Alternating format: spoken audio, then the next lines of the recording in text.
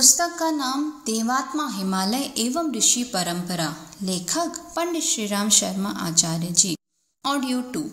उत्तरकाशी में आरण्यक है। आरण्यक किसे कहते हैं? आरण्यक उसे कहते हैं जहाँ लोग वानप्रस्थ होकर समाज सेवा के लिए समर्पित हो जाते हैं। उनके निवास स्थान को आरण्यक कहते हैं। गुरुकुल छोटे बच्चों का होता है, विद्यार्थियों का होता है। वहाँ तो आरण्यक ही था, पर यहाँ पर हमने गुरुकुल और आरण्यक दोनों चलाने की कोशिश की है। बच्चों का भी यहाँ विद्यालय है, खास विद्यालय जिसके बारे में कहना चाहिए कि हिंदुस्तान भर में शायद ही कहीं ऐसा विद्यालय आपको देखने को मिले। प्रचारक और लोक सेवी तैयार करने के लिए हमने यहाँ आरण्यक बनाया है।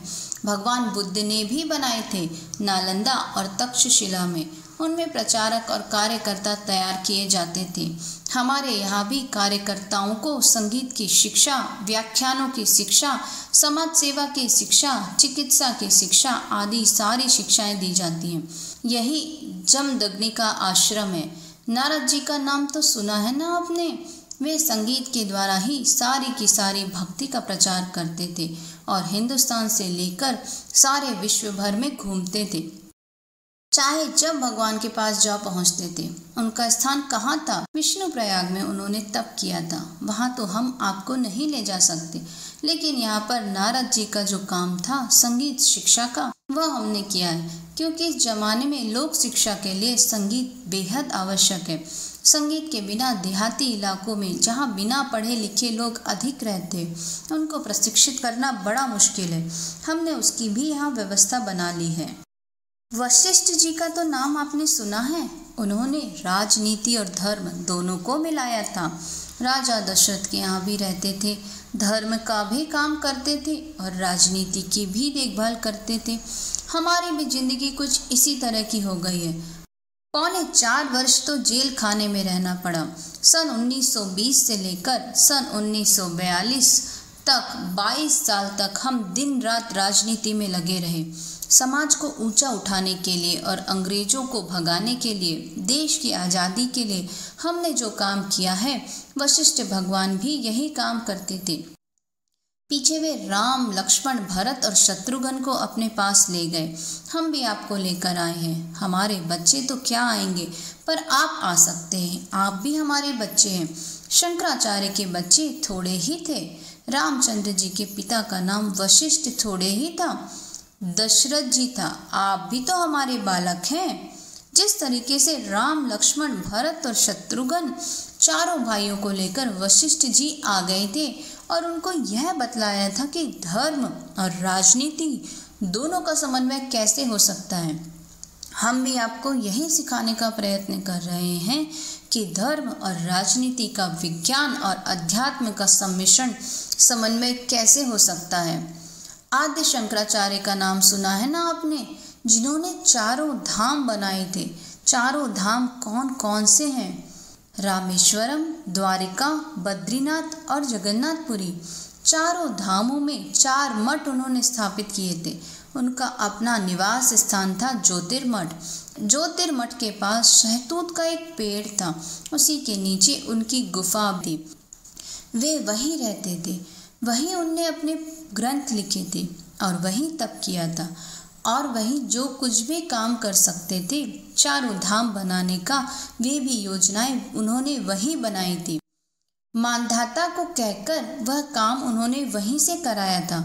हमने भी यहीं से बैठकर गायत्री के 2400 धाम बनाए हैं। इसके अलावा भी 2400 और छोटे छोटे धाम हैं। शंकर जी का एक ही धाम है रामेश्वरम में और जगन्नाथ जी का एक ही धाम है, बद्रीनाथ का एक ही धाम है। लेकिन गायत्री के हमने 2400 धाम बनाए हैं। आपने पिपलाद ऋषि का नाम सुना है? वह भी यही रहते थे, हिमालय पर लक्ष्मण झूला के पास।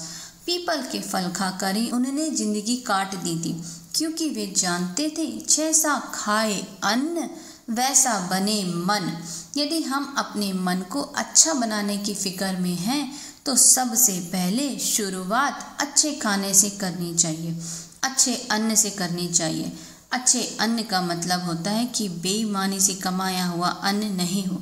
बिना हराम का जो अपने खून पसीने से कमाया हो उसी को खा करके रहना चाहिए। पीपल के पेड़ उन दिनों ज़्यादा थे, उनके फल भी ज़्यादा होते होंगे। तोड़ ताड़ कर उन्होंने साल भर के लिए रख लेते रहे होंगे और उसे ही खाते रहे होंगे। हमारा भी आहार ऐसा ही रहा है। आपको मालूम है ना, जौ के ऊपर हम कितने दिन तक रहे हैं, अभी भी ठीक तरह से अन्न नहीं खाते हैं। सूत और शौनक ऋषि की कहानियाँ प्रसिद्ध हैं। वे कहाँ रहते थे? हिमालय पर। कौन सी जगह? ऋषिकेश में। ऋषिकेश में वह पुराणों की कथाएं कहते थे। शौनक जी पूछते थे और सूत जी कहते थे, दोनों ही कथाएं कहते थे। पुराने जमाने के तो 18 पुराण 18 समय पर लिखे गए थे। हमने एक प्रज्ञा पुराण ही बना दिया है। वे सब ऋषियों के काम हैं। एक एक ऋषि ने एक एक काम किया था, लेकिन हमने सारे ऋषियों के कामों का समन्वय किया है। ऋषियों के तरीके से यह सब बनाने की कोशिश की है। राजा हर्षवर्धन थे, जिन्होंने हर की पौड़ी पर बैठकर अपना सर्वस्व दान किया था, तो उसी से तक्षशिला का विश्वविद्यालय बनाया गया था। हम हर्षवर्धन तो नहीं हैं, पर जो कुछ भी हमारे पास था वह सब का सब हमने दिया है। हर्षवर्धन की जो परंपरा सर्वमेध की थी, हर की पौड़ी के नज़दीक थी, वह हमने शांति कुंज में ही ला करके स्थापित कर दी। कणाद ऋषि विज्ञान और अध्यात्म को मिलाने के लिए प्रयत्नशील रहा करते थे। उन्होंने एटम के संबंध में, अणु के संबंध में बहुत सारी खोजें की हैं। अपना ब्रह्म वर्चस्व विज्ञान और अध्यात्म को मिलाने की कोशिश कर रहा है। आप यहाँ जो कुछ भी देख रहे हैं वह ऋषि परंपरा है, जिसे हमने जिंदा रखा है। बुद्ध का नाम सुना है ना आपने? धर्म चक्र परिवर्तन के लिए उनके कितने शिष्य थे, जो आकर समय समय पर साधनाएं किया करते थे और उपासनाएं करते थे। वे कहाँ रहते थे? बुद्ध के पास नहीं, बुद्ध के पास नहीं रहते थे। नालंदा में रहते थे, तक्षशिला में रहते थे और कुछ हिमालय में रहते थे। कुछ कहीं तो कुछ कहीं। बुद्ध की परंपरा को भी हमने कायम रखा है। यहाँ शांति कुंज में पहले 2 विश्वविद्यालय थे, पर अब एक ही है, अपनी तरह का निराला। धर्म चक्र परिवर्तन के लिए, प्रज्ञा चक्र को घुमाने के लिए बुद्ध जैसा क्रियाकलाप आप शांति कुंज में ही पाएंगे। हिमालय की गतिविधियों का एक केंद्र यह भी है। आर्यभट्ट ने भी इसी हिमालय में तप किया था। उन्होंने ज्योतिर्विज्ञान, ग्रह नक्षत्रों के विज्ञान की खोज की थी कि किस तरीके से ग्रह नक्षत्र घूमते हैं तो पृथ्वी पर क्या असर पड़ता है, पृथ्वी के निवासियों पर क्या क्या असर पड़ता है। ये सारी की सारी खोजें आर्यभट्ट ने अपने ज़माने में इसी हिमालय में की थी। आप कभी शांति कुंज आएँ तो देख लीजिए कि उनके जो सारे क्रियाकलाप थे, जहाँ तक हमसे मुमकिन हुआ है वह बनाने की कोशिश की है। पंचांग भी यहाँ से प्रकाशित होता है। इसमें 9 ग्रह पुराने और 3 जो अभी अभी नए खोजे गए हैं, उन 12 ग्रहों का पंचांग भी केवल यहाँ से ही प्रकाशित होता है और कहीं से नहीं होता। नागार्जुन रसायन शास्त्री थे, उन्होंने रसायनों की खोज की थी। हमारे यहाँ भी दवाओं का और दूसरे अन्य रसायनों की खोज का क्रम है। हम जड़ी बूटी से कायाकल्प का नूतन अनुसंधान कर रहे हैं। श्रृंगी ऋषि मंत्र विद्या में पारंगत थे। वे लोमस ऋषि के बेटे परीक्षित को श्राप दिया था कि तुझे 7वें दिन सांप काट खाएगा, तो 7वें दिन सांप ने उन्हें काट खाया था। उन्होंने ही राजा दशरथ के यहाँ यज्ञ कराया था। राजा दशरथ के बच्चे नहीं होते थे, तो पुत्रेष्टि यज्ञ कराने के लिए श्रृंगी ऋषि को उपयुक्त समझा गया। वे ब्रह्मचारी थे और मंत्र विद्या के पारंगत थे। उन्हीं की मंत्र विद्या की वजह से राजा दशरथ के 4 बच्चे पैदा हुए थे। यह सब श्रृंगी ऋषि की मंत्र विद्या थी। वह भी हिमालय में रहते थे। मंत्र विद्या के बारे में, गायत्री के बारे में हम कोशिश करते हैं। दोनों नवरात्रों में अनुष्ठान कराते हैं। जो भी आदमी इस महत्वपूर्ण समय पर आते हैं, वे सब गायत्री का अनुष्ठान करते हैं। कैलाश पर्वत कहाँ है? यही हिमालय पर है। यह स्वर्ग है। हिमालय केवल ऋषियों की ही भूमि नहीं है, देवताओं की भी भूमि है। इसको स्वर्ग भी कहा गया है। सबसे पहले सृष्टि का उद्भव यहीं हुआ है। मनुष्य यहीं जन्मे। इतिहास के हिसाब से हमने भी कहा है कि स्वर्ग कहीं आसमान पर न होकर अगर जमीन पर रहा होगा तो वह देवात्मा हिमालय वाले हिस्से में रहा होगा, कैलाश पर्वत पर। नंदनवन जो स्वर्ग में था वह यही है, तपोवन भी, मानसरोवर भी यही है। गोमुख से जरा आगे चलेंगे, जहाँ हमारे गुरुदेव का थोड़ी दूर पर निवास है, वह कैलाश में ही है। वह कैलाश तो अलग था जो तिब्बत में है, अब वह चीन के हाथों में चला गया। उसको तो हम कैसे कहें कि शंकर जी को चीन छीन ले गया, लेकिन यह कैलाश पर्वत उसी पर है, इसलिए यह स्वर्ग भी है। हिमालय क्या है? स्वर्ग है। स्वर्गारोहण के लिए जब पांडव गए थे तो यहीं गए थे। स्वर्गारोहण बद्रीनाथ से आगे वसुधरा है और वसुधरा से आगे एक पहाड़ है, वहीं स्वर्गारोहण है। सुमेरु पर्वत भी यही है, सारे देवता उसी पर रहते थे। यह सोने का पहाड़ था, हमारे पास उसका फोटोग्राफ भी है। जब हम वहाँ गए थे तो उसका फोटोग्राफ भी साथ में लाए थे।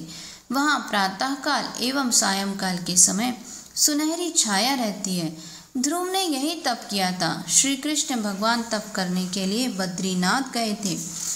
रुक्मणी और कृष्ण दोनों ने वही तप किया था। तप करने के बाद उनके प्रद्युम्न जैसी संतान पैदा हुई। वाल्मीकि की और सीता जी की घटना तो आपने सुनी है।